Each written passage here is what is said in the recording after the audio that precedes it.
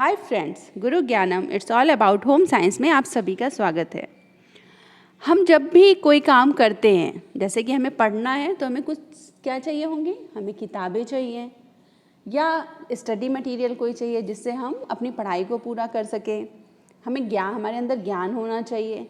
तो ये सभी चीज़ें एक संसाधन हैं और संसाधन के बिना हम कोई उद्देश्य की प्राप्ति नहीं कर सकते हैं। किसी काम को करने के लिए एक से ज़्यादा संसाधन की आवश्यकता होती है, किसी काम को करने के लिए एक या दो संसाधन की आवश्यकता होती है। तो आज का जो हमारा विषय है वो है संसाधन का प्रबंधन। कैसे हम अपने संसाधन को प्रबंधित करें, मैनेज कैसे करें। ये वीडियो इस चैप्टर का भाग 1 है। इस वीडियो को देखने के बाद आप संसाधनों की अवधारणा को जान पाएंगे, विभिन्न संसाधनों की पहचान कर पाएंगे, संसाधनों के प्रकार के बारे में जानेंगे और संसाधनों की विशेषताओं के बारे में जानेंगे। तो हर रोज़ हम चाहे पढ़ाई करते हैं, खेलते हैं, सफाई करते हैं, खाना पकाते हैं, ऐसी बहुत सारी गतिविधियों को करते हैं और इन गतिविधियों को पूरा करने के लिए हमें इनमें से एक या अधिक की आवश्यकता होती है। जैसे कि समय चाहिए, ऊर्जा होनी चाहिए, आवश्यक सामग्री खरीदने के लिए धन होना चाहिए, ज्ञान की ज़रूरत है, रुचि एवं प्रेरणा की आवश्यकता है, कुछ कौशल, ताकत और योग्यता की आवश्यकता होती है। किन्हीं कामों को करने के लिए हमें कागज़, कलम, पेंसिल जैसे भौतिक संसाधन की आवश्यकता होती है। पानी और हवा, प्राकृतिक संसाधन की आवश्यकता होती है और हम स्कूल भवन की आवश्यकता होती है क्योंकि हम अध्ययन करने जाएंगे। तो इन सभी संसाधनों, ये सभी जो चीज़ें हैं ये संसाधन हैं। चाहे वो समय हुआ, ऊर्जा हुई या कौशल हुआ, ये सारी चीज़ें संसाधन हैं। संसाधन वे वस्तुएं, उपकरण या व्यक्तिगत शक्तियाँ व रुचियाँ हैं जो लक्ष्य या लक्ष्यों को पहुँचने के लिए एक मध्यस्थ का कार्य करती हैं, एक वाहक का कार्य करती हैं। हम अपने लक्ष्यों तक इनके प्रयोग से ही पहुंच पाएंगे। हमने अपना टारगेट तभी अचीव कर पाएंगे जब हम इनमें से किसी भी संसाधन को इस्तेमाल करते हैं और उनको सही तरीके से इस्तेमाल करते हैं। अगर सरल शब्दों में कहें तो संसाधन वह होते हैं जो हम किसी भी कार्य के दौरान उपयोग करते हैं ताकि हम अपने लक्ष्यों को प्राप्त कर सकें। किसी काम को करने के लिए हमें एक संसाधन की आवश्यकता होती है, किसी के लिए एक से ज़्यादा संसाधनों की आवश्यकता हो सकती है। जैसे कि हम एक पार्टी ऑर्गेनाइज कर रहे हैं, पार्टी देने वाले, आप अपनी बर्थडे पार्टी देने वाले, तो सबसे ज़्यादा संसाधन की जो आवश्यकता है वो धन की है और चीज़ों के कंपैरिजन में। समझ गए। दूसरा, जो कुछ भी हमारे द्वारा उपयोग नहीं किया जा रहा है लंबे समय तक, वो हमारे लिए संसाधन नहीं हो सकता है। हालांकि वो दूसरे व्यक्ति के लिए संसाधन हो सकता है। जैसे कि आपके घर में एक साइकिल पड़ी है जो आप जब 7, 8, 9 साल के थे तब आपने ली थी। अब आपके घर कोई छोटा बच्चा नहीं है, वो साइकिल वैसे ही रखी, वो आपके लिए संसाधन नहीं है। लेकिन हो सकता है आपके पड़ोस में कोई बच्चा हो, उसे साइकिल की आवश्यकता है, वो उसी उम्र का है जब वो साइकिल चलाते हैं, तो वो साइकिल उसके लिए एक संसाधन हो सकती है, आपके लिए नहीं। शक्ति और क्षमता भी संसाधन हैं क्योंकि बिना शक्ति और बिना कार्य करने की क्षमता के हम कोई कार्य नहीं कर पाते हैं। अब संसाधनों के प्रकार के बारे में जानते हैं। संसाधन मुख्य रूप से 2 प्रकार के होते हैं। एक तो है मानव संसाधन और दूसरा है गैर मानव संसाधन। मानव संसाधन के अंतर्गत वे सभी संसाधन जो प्रत्येक मनुष्य को अपनी क्षमताओं के अनुसार होते हैं और प्रत्येक मनुष्य के अंदर निहित गुण होते हैं, उन्हें हम मानवीय संसाधन कहेंगे। जैसे कि ज्ञान, ऊर्जा, समय, कौशल या क्षमता, रुचि और योग्यता उस व्यक्ति के। और गैर मानव संसाधन है धन और भौतिक वस्तुएं। गैर मानव संसाधन जो भौतिक संसाधन जो मानवीय संसाधनों की सहायता से हम क्रय कर सकते हैं और लक्ष्यों की प्राप्ति के लिए भौतिक संसाधन मानवीय संसाधनों की सहायता करते हैं। बिना भौतिक संसाधन के भी हम किसी लक्ष्य को प्राप्त नहीं कर सकते हैं। इसके अतिरिक्त अगर संसाधनों का वर्गीकरण करें तो संसाधनों को निम्न तरीके से वर्गीकृत किया जा सकता है। एक तो है मानव एवं गैर मानव संसाधन, व्यक्तिगत और साझा संसाधन, और तीसरा है प्राकृतिक और सामुदायिक संसाधन। तो मानव संसाधन किसी भी गतिविधि को अंजाम देने के लिए केंद्रित होता है और प्रशिक्षण और आत्म विकास के माध्यम से इन संसाधनों का विकास किया जा सकता है। समय सबसे अमूल्य संसाधन है और एकमात्र ऐसा संसाधन है जो सभी के पास बराबर मात्रा में उपलब्ध होता है, परंतु हर व्यक्ति अलग अलग तरीके से उसको व्यतीत करता है। एक सीमित साधन है जो एक बार खर्च हो जाएगा तो दोबारा वापस नहीं आ सकता है। प्रत्येक व्यक्ति के पास अपने दैनिक काम को पूरा करने के लिए सिर्फ और सिर्फ कितने घंटे होते हैं? 24 घंटे। ज्ञान और शक्ति के अतिरिक्त अगर हमें लक्ष्य प्राप्ति करनी है तो हमारे पास समय होना भी बहुत ज़रूरी है। व्यक्ति को उचित व्यवस्थापन द्वारा समय का सदुपयोग करना चाहिए। हम अगर सही ढंग से सदुपयोग करते हैं समय को तो हमारे पास वो सीमित समय भी हमें लक्ष्य प्राप्ति में सहायक हो सकते हैं। समय पर 3 आयामों की दृष्टि से विचार कर सकते हैं। एक तो हमारे पास पूरे 24 घंटे में एक समय होता है जो कार्य का समय होता है, जिसमें हम काम करते हैं। दूसरा समय ऐसा होता है जो काम हमारे पास नहीं होता, कार्य ना करने का समय। और तीसरा आयाम है विश्राम और खाली समय। ये 3 तरीके के आयाम हमारे पास उपलब्ध होते हैं समय के। जब व्यक्ति इन तीनों आयामों को संतुलित करना सीख जाता है, जब आपने काम करने का समय, ना काम करने का समय और खाली समय, उनके बीच संतुलन बना लिया, तो हमेशा आप शारीरिक रूप से स्वस्थ रहोगे, भावनात्मक रूप से दृढ़ रहोगे और बौद्धिक रूप से सतर्क रहोगे। कई लोग ऐसे होते हैं जो पूरा समय बर्बाद कर देते हैं। पूरा दिन आप निकाल देते हो कभी टीवी देखकर, मोबाइल में या बातें करके। तो समय एक ऐसा साधन है जो एक बार चला गया तो हम उसे दोबारा वापस नहीं ला सकते हैं। जैसे कल आपके पास 5 घंटे आपको घूम कर आए, फ्रेंड्स के साथ बातें करके आए, अब दूसरे दिन आपको इतना काम है, कुछ प्रोजेक्ट बनाना है, सबमिट करना है, मम्मी भी नहीं है, घर के भी काम करने। अब आप चाहो कि वो 5 घंटे जो कल थे आज आप ले लो, क्योंकि कल तो वेस्ट कर दिए, तो ऐसा नहीं हो सकता है। तो समय बहुत सोच समझ कर खर्च करना चाहिए और किसी भी लक्ष्य की प्राप्ति करने में समय भी उतनी ही भूमिका निभाता है जितने कि और संसाधन। नेक्स्ट है ज्ञान। किसी भी चीज़ की जागरूकता या समझ को हम ज्ञान कहते हैं। अमूल्य संसाधन है ये और किसी भी काम को सफलतापूर्वक करने के लिए उस विषय का ज्ञान होना बहुत ज़रूरी है। कोई भी व्यक्ति अपने लक्ष्यों की प्राप्ति के लिए आवश्यक वस्तुओं, उपकरण और उसमें जितनी भी लगने वाली व्यक्तिगत शक्तियां हैं उसको उनकी जानकारी होना चाहिए। अगर जानकारी या ज्ञान नहीं है तो हम अपने लक्ष्य को प्राप्त नहीं कर सकते हैं। जैसे कि आप एक गणित के कंपटीशन में गए हो और आपको जोड़ना नहीं आता है, एडिशन करना, प्लस करना नहीं आता और आपके पास एडिशन के ही प्रश्न आ गए हैं 2 + 2। तो लक्ष्य प्राप्ति के लिए हमारे पास ज्ञान होना बहुत ज़रूरी है। बिना ज्ञान के हम कोई भी काम नहीं कर सकते हैं। समझ गए? अब आता है अगला संसाधन जो कि है कौशल, शक्ति और योग्यता। परिवार के सभी सदस्य के कौशल, क्षमताएं व रुझान उस परिवार के लिए एक महत्वपूर्ण संसाधन है। प्रत्येक व्यक्ति अपने ज्ञान, शक्ति व समय का अपने लक्ष्यों की प्राप्ति के लिए उपयोग किस प्रकार से करेगा, ये निर्भर करता है कि उसके अंदर उस काम को करने की क्षमता कितनी है, कौशल कितना है। योग्यताएं काम को सफल करने में, संपन्न करने में बहुत ही ज़्यादा सहायक होती हैं। तो किसी व्यक्ति के अंदर जो योग्यताएं होती हैं, कौशल होता है, वो उसके काम करने के साथ साथ उसकी आय को बढ़ाने में भी सहायक होते हैं। जैसे अगर आपको सिलाई करना आता है तो आप अपने ड्रेसेस खुद सिल सकती हैं, तो जो ड्रेसेस का पैसा आप टेलर को देती वो क्या हुआ, बच गया, तो यानी आय बढ़ गई। आपको बिजली का कुछ काम करना आता है, प्रेस में कोई खराबी हो गई, आपने वो काम खुद कर दिया तो वो पैसे बच गए।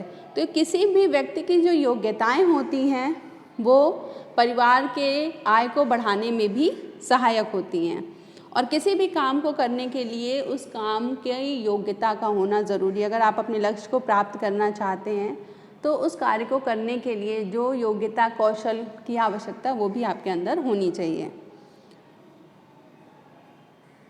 अब अगला संसाधन है ऊर्जा। लक्ष्य प्राप्ति के लिए सिर्फ ज्ञान होना ही ज़रूरी नहीं है कि आपके पास ज्ञान है काम करने का, आपके अंदर कौशल है करने का, योग्यता है करने की, तो आप अपने लक्ष्य को प्राप्त कर लोगे। ऐसा पॉसिबल नहीं हो सकता है। किसी भी काम को करने के लिए व्यक्ति को शारीरिक तथा मानसिक श्रम भी करना पड़ता है, और वो श्रम करने के लिए ऊर्जा की आवश्यकता होती है।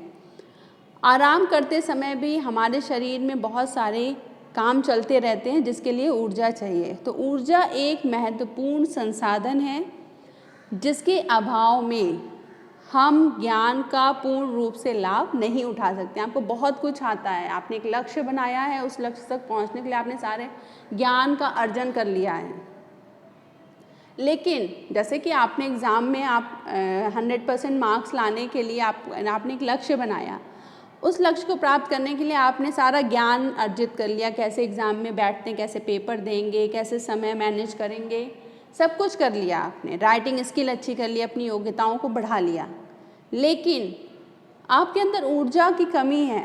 आप ठीक ढंग से खाना नहीं खा रहे हो या किसी और कारण से शारीरिक या मानसिक ऊर्जा की कमी हो गई, तो आप पेपर लिखने बैठने के बाद भी आप पूरा पेपर नहीं अटेम्प्ट कर पाओगे।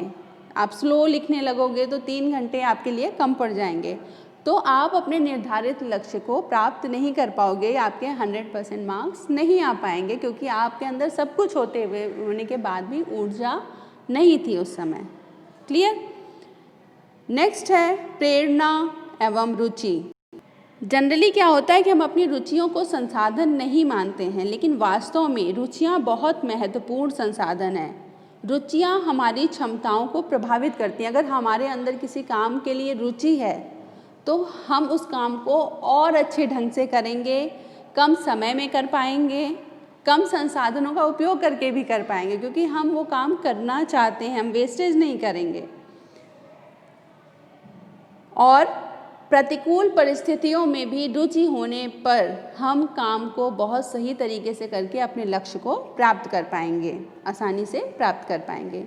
जैसे अगर आपका पढ़ने में मन लग रहा है तो आपको बहुत सारे रिसोर्सेज की ज़रूरत नहीं है, आपके पास के लिए एक किताब भी सफिशिएंट है। या ये नहीं कि आपको 4-5 राइटर की किताबें रखनी पड़े, फिर इंटरनेट पे भी सर्च करना पड़े, ट्यूशन भी लगाना पड़े, स्कूल में भी पढ़ना पड़े। अगर आपकी पढ़ाई में रुचि है तो आप स्कूल जाकर और अपनी एक किताब से ही पढ़कर बहुत अच्छे नंबर ला सकते हो। या आपको खाना बनाने में रुचि है तो आप बड़े प्यार से बहुत कम समय में उस काम को कर पाओगे। तो रुचि एक संसाधन है, और अगर किसी काम में हमारी रुचि नहीं है तो सब कुछ, ज्ञान भी है आपके पास, कौशल भी है आपके पास, समय भी है, ऊर्जा भी है, सारी चीज़ें होने के बाद भी बिना रुचि के आप किसी भी कार्य को नहीं करोगे, और अपने जो उस कार्य को पूरा करने से लक्ष्य प्राप्त होता है वो भी नहीं हो पाएगा। अगला है अभिवृत्तियाँ। अभिवृत्ति भी एक संसाधन है। किसी भी चीज़ को लेके हमारी अभिवृत्ति क्या है, हमारी सोच या दृष्टिकोण सकारात्मक है या नकारात्मक है, वो हमारे लक्ष्य को प्राप्त करने में मदद कर सकती हैं या बाधा डाल सकती हैं। जैसे हम किसी भी चीज़ को लेके सकारात्मक सोचते हैं, हर चीज़ में आपने कई बार सुना होगा बहुत पॉजिटिव एटीट्यूड है इसका, बहुत पॉजिटिव। तो अगर हमारे अंदर पॉजिटिविटी है, सकारात्मक दृष्टिकोण है, तो हम अपने लक्ष्यों को आसानी से प्राप्त कर सकेंगे। जो लोगों के अंदर नकारात्मक दृष्टिकोण होते हैं वो लक्ष्य को प्राप्त करना उनके लिए मुश्किल होता है। अब आता है गैर मानव संसाधन। गैर मानव संसाधन, जैसा कि मैंने बताया, जो मानवीय संसाधनों की सहायता से क्रय किए जा सकते हैं, और लक्ष्यों की प्राप्ति के लिए भौतिक संसाधन मानवीय संसाधनों की सहायता करते हैं। इसमें आता है धन। धन का भौतिक संसाधनों में सबसे ऊंचा स्थान है, क्योंकि बहुत सारे काम बहुत सारे वस्तुओं को खरीदना, ये सारा कुछ धन के द्वारा ही होता है। धन के बिना ये संभव नहीं है। और सबसे महत्वपूर्ण बात धन से संसाधन से ये है कि ये सबके पास एक समान नहीं है, किसी के पास कम है, किसी के पास ज़्यादा है, पर टोटलिटी में धन एक सीमित और बहुउपयोगी संसाधन है। धन के अभाव में कोई भी चीज़ क्रय करना कठिन हो जाता है और इसलिए धन का इस्तेमाल बहुत ही समझदारी से, मितव्ययिता से करना चाहिए। वेतन, बोनस, ब्याज आदि सभी धन के विभिन्न रूप हैं। दूसरा है भौतिक संसाधन। भौतिक वस्तुएं उस सारे सामान को कहा जाता है जिनका उपयोग लक्ष्यों की प्राप्ति करने के लिए किया जाता है। इसमें वो सारी चीज़ें आ गई जो लक्ष्य प्राप्ति के लिए आपको चाहिए, जैसे कुर्सी चाहिए, मेज चाहिए, कार चाहिए, बर्तन, आपको अच्छे परीक्षा में अच्छे नंबर लाने आपके पास किताबें होनी चाहिए, पेन, पेंसिल, इरेजर, शार्पनर, ये सारी चीज़ें होनी चाहिए। स्कूल जाने पहुंचना है आपको, वहाँ पे टेबल होनी चाहिए जहाँ पे आप बैठ के लिखोगे, डेस्क होनी चाहिए, समझ गए। तो ये सारी चीज़ें भौतिक संसाधन और जिन्हें धन के माध्यम से हम आसानी से खरीद सकते हैं और इन संसाधनों को आवश्यकता हमें अपने लक्ष्यों को प्राप्त करने के लिए होती है। अब अगला संसाधन है व्यक्तिगत तथा साझे का संसाधन। व्यक्तिगत संसाधन वे संसाधन जो व्यक्तिगत उपयोग के लिए किसी व्यक्ति के लिए उपलब्ध हैं, समझ गए। चाहे वो मानवीय संसाधन हो या गैर मानवीय संसाधन हो, वो एक प्रकार से हो सकते हैं। एक तो होगा व्यक्तिगत, जो व्यक्ति के हर एक व्यक्ति के निजी उपयोग के लिए उपलब्ध होंगे, चाहे वो मानवीय या गैर मानवीय। जैसे कि व्यक्तिगत कौशल है, आपका ज्ञान सिर्फ आप उपयोग कर सकते हो, मैं नहीं कर सकती हूँ। समय, आपके पास जो समय मैं आपसे उधार नहीं ले सकती हूँ। आपका स्कूल बैग है, आपके कपड़े हैं, ये व्यक्तिगत संसाधनों के कुछ उदाहरण हैं। इसके अलावा आता है साझा संसाधन। साझा संसाधन वे होते हैं जो किसी समुदाय, समाज, प्रदेश, देश अथवा विश्व के सभी सदस्यों के लिए एक समान रूप से उपलब्ध हैं। जैसे कि प्राकृतिक संसाधन जो हैं, जल, सूर्य की रोशनी हो गई, हवा हो गई, सबके लिए एक समान है प्राकृतिक संसाधन। या समुदाय आधारित हो सकते हैं, जैसे सामुदायिक भवन बने हुए, सभी साझा संसाधन है, सभी लोग इसका इस्तेमाल कर सकते हैं। अगला संसाधन है प्राकृतिक और सामुदायिक संसाधन। प्राकृतिक संसाधन नाम से आपको समझ में आ गया होगा, प्रकृति में उपलब्ध संसाधनों को हम प्राकृतिक संसाधन कहते हैं, जैसे कि जल, पहाड़, वायु, ये सारी चीज़ें। पर्यावरण की सुरक्षा हेतु इनका विवेकपूर्ण ढंग से उपयोग करना, ये भी हम ये नहीं कह सकते कि ये भी बहुत ज़्यादा मात्रा में या सीमित मात्रा में उपलब्ध हैं, ऐसा नहीं है। हमें इनका सदुपयोग सही ढंग से करना चाहिए, हमें जल को व्यर्थ नहीं करना चाहिए। और जो चीज़ें जैसे रेन वाटर हार्वेस्टिंग कर सकते हैं, सूर्य की ऊर्जा का प्रयोग कर लें, जिससे वो व्यर्थ ना हो, वो किसी और काम को पूरा कर सकें। इसके बाद आता है सामुदायिक संसाधन। सामुदायिक संसाधन समुदाय अथवा सरकार द्वारा प्रदान की गई वो सभी सुविधाएं होती हैं जो प्रत्येक नागरिक को उपलब्ध होती हैं, आप में से कोई भी उसका उपयोग कर सकता है। सामुदायिक सुविधाएं मानवीय तथा गैर मानवीय दोनों हो सकती हैं और इसके लिए हमें अलग से धन व्यय नहीं करना पड़ता है। जैसे कि अस्पताल हो गए, सरकारी स्कूल, बाज़ार, पानी, बिजली, सड़कें, ये सारी चीज़ें, पुस्तकालय, सरकारी पुस्तकालय, सामुदायिक पुस्तकालय, इनके लिए आपको अलग से कोई धन व्यय नहीं करना पड़ता है। विभिन्न प्रकार की सामुदायिक सुविधाएं किसी भी परिवार या व्यक्ति के लिए अत्यंत लाभकारी हो सकती है। तो आइए देखते हैं कौन कौन से सामुदायिक संसाधन हैं। स्कूल जहां आप जाते हो, पढ़ाई करते हो, सभी किसी भी स्कूल में एडमिशन ले सकते हैं। जो सरकारी स्कूल होते हैं वो सभी के लिए खुले हुए हैं। सामुदायिक पार्क होते हैं जहां पर उस एरिया के रहने वाले, कहीं के भी रहने वाले उस एरिया में जा सकते हैं, उस पार्क में अपना एक्सरसाइज कर सकते हैं, टहल सकते हैं, बातें मनोरंजन कर सकते हैं। फिर सरकारी अस्पताल भी इसी के अंतर्गत आते हैं, वो भी एक सामुदायिक संसाधन है जहाँ जो सभी के लिए खुला होता है। इसके बाद है सड़क व रेलवे ट्रैक, ये भी एक सामुदायिक संसाधन है। किसी भी सड़क पे चलने के लिए आपको कोई भी पैसे देने की ज़रूरत नहीं है। रेलवे ट्रैक्स बनी हुई है जिसमें ट्रेन चलती हैं, आप उनमें एक जगह से दूसरी जगह जाते हो। इसके अलावा सार्वजनिक परिवहन है, जैसे कि सरकारी बसें हो गई, ट्रेन हो गई, एरोप्लेन हो गई, ये सारी चीज़ें सार्वजनिक परिवहन है जो सभी इस्तेमाल कर सकते हैं। बिजली सरकार द्वारा सभी के लिए दी जा रही है और जितना आप उपयोग करोगे उतना आपको खर्च देना है, बिजली क्योंकि बनाई जाती है।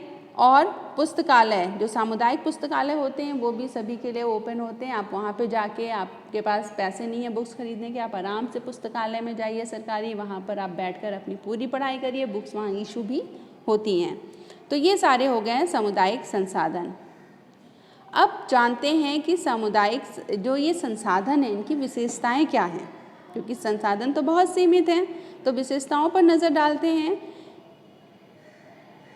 उपयोगिता, तो किसी भी संसाधन की उपयोगिता उसकी सबसे महत्वपूर्ण विशेषता होती है। और संसाधन की उपयोगिता से मतलब है कोई भी संसाधन किसी लक्ष्य प्राप्ति में कितना महत्वपूर्ण और कितना उपयोगी साबित होता है। संसाधन की उपयोगिता है या नहीं, यह लक्ष्य की स्थिति पर निर्भर करता है और आपके लक्ष्य पर निर्भर करता है। जैसे कि किसी शहर के में रहने वाले व्यक्ति के लिए गाय का गोबर, भैंस का गोबर की उतनी उपयोगिता नहीं है, लेकिन गांव में रहने वाले लोगों के लिए वो ईंधन बन सकता है, खाद बन सकता है, यानी वो बहुत ही उपयोगी है। तो हर संसाधन की अपनी एक उपयोगिता होती है, या हम कह सकते हैं कि सभी संसाधन किसी न किसी विशेष परिस्थिति में उपयोगी होते हैं और वे किसी भी विशेष परिस्थिति में महत्वपूर्ण संसाधन सिद्ध हो सकते हैं। कई बार ऐसा होता है कि जो साधन किसी एक व्यक्ति के लिए उपयोगी नहीं है, वो किस दूसरे व्यक्ति के लिए या दूसरी परिस्थिति में उपयोगी हो सकते हैं। परंतु हर साधन का कभी ना कभी कोई ना कोई उपयोग ज़रूर होता है। ऐसा नहीं कि कोई संसाधन व्यर्थ है। कोई भी साधन किसी व्यक्ति या परिवार के लिए कितना उपयोगी है, ये किस पर निर्भर करता है, उनकी आवश्यकताओं पर निर्भर करता है। अब दूसरी विशेषता है अधिगमता, सुलभता या उपलब्धता।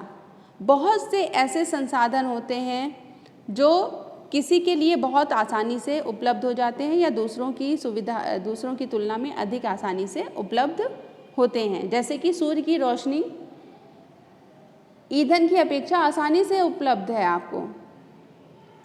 जब भी आप सुबह होगी, सूर्य निकलेगा तो आपको सूर्य की रोशनी उपलब्ध होगी आसानी से।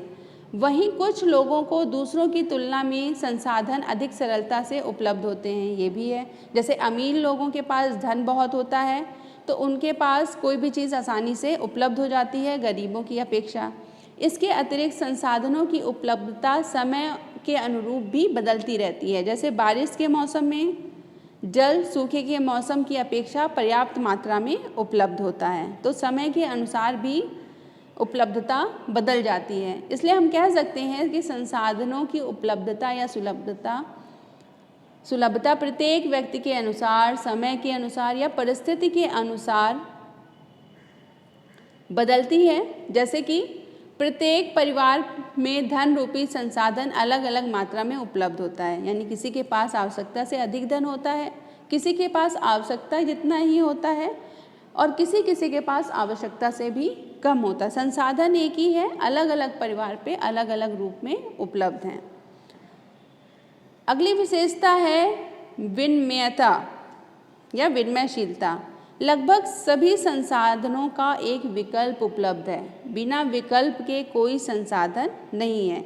और यदि आपके पास एक संसाधन उपलब्ध नहीं है तो आप उनके विकल्प का प्रयोग कर सकते हैं। समझ गए?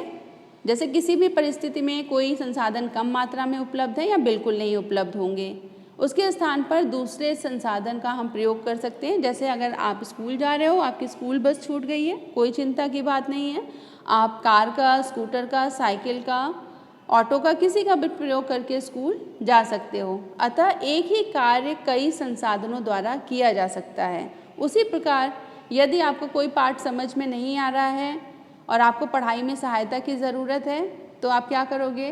गूगल करोगे, फ़ोन लोगे, इंटरनेट पे सर्च करोगे, ट्यूशन पढ़ने की व्यवस्था करोगे, किसी साथी के साथ सहायता लोगे, उसे कहोगे मुझे ये पाठ समझाए, अपनी टीचर से दोबारा पूछोगे। तो इसमें दो चीज़ें ध्यान रखनी है कि अगर आपको अतिरिक्त पाठ्य सामग्री खरीदनी है, ट्यूशन लगाने की व्यवस्था करनी है, तो आपको अतिरिक्त धन व्यय करना पड़ेगा। लेकिन तीसरा जो विकल्प था, अपने सहपाठी से पूछ लो, अपनी मैडम से दोबारा जो पढ़ा रही उनसे पूछ लो, या आपके घर मोबाइल है, इंटरनेट है, तो आपको अलग से धन नहीं खर्च करना, आप उसको गूगल करके ढूंढ सकते हो। तो इस तरीके से कुछ कामों को आप दूसरे के ज्ञान और कुशलता से का उपयोग करके सीख सकते हो। यानी हर एक संसाधन की कोई ना कोई विकल्प उपलब्ध है। फिर हर संसाधन प्रबंधनीय होते हैं, ये भी एक विशेषता है। सभी संसाधनों का प्रबंधन योग्य होना भी उसकी प्रमुख विशेषता है। लगभग सभी संसाधन सीमित हैं, इसलिए बहुत ज़रूरी कि उनको व्यर्थ ना करें, उनका सही ढंग से उपयोग करें, उनका प्रबंधन करें, ताकि उनको इष्टतम तरीके से उपयोग किया जा सके। और सभी संसाधनों का उपयोग इस प्रकार से किया जाना चाहिए ताकि कम से कम संसाधन का उपयोग करके हम अधिक से अधिक लाभ प्राप्त कर सकें।